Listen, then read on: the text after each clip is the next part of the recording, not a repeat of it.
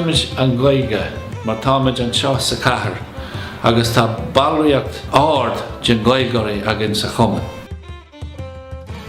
Sé buntáiste is mó ag is le úsáid na Gaeilge sa chumann seo ná go láidíonn sé an ceangal atá idir an héin agus na Gaelscoileanna le thar timpeall mar tá cuidbhag an bhallreacht a chrenas ón na Gaelscoileanna sin.